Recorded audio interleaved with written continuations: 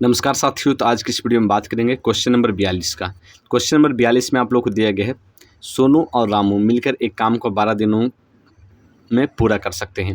यहाँ पर क्वेश्चन में आप लोग को दिया गया है कि एक सोनू है, एक रामू है, दोनों मिलकर अगर उस किसी काम है उसको करने में, तो यहाँ पर दोनों मिलकर उस काम को कितने दिनों में समाप्त कर सकता है?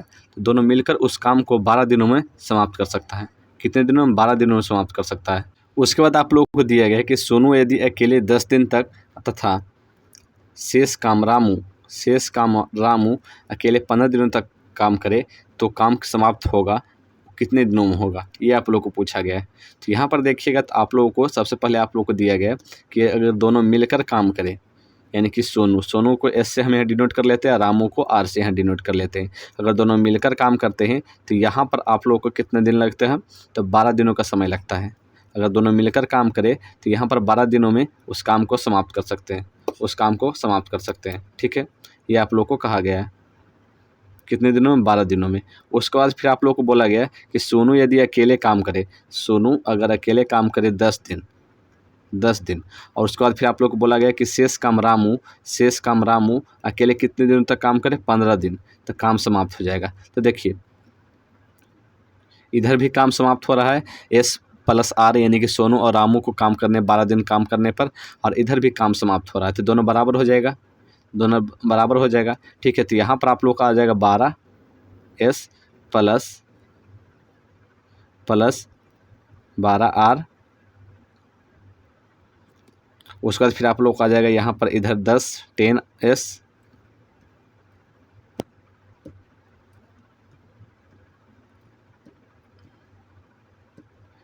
एस उसके बाद फिर आप लोग का आ जाएगा 15 आर। तो यहाँ पर आप लोग माइनस कर दीजिएगा इधर। उसके बाद फिर यहाँ पर आप लोग का आ जाएगा 2s इक्वल टू इधर आ जाएगा 3r। तो यहाँ पर s बटा r कर दीजिएगा, तो यहाँ पर आ जाएगा 3/2।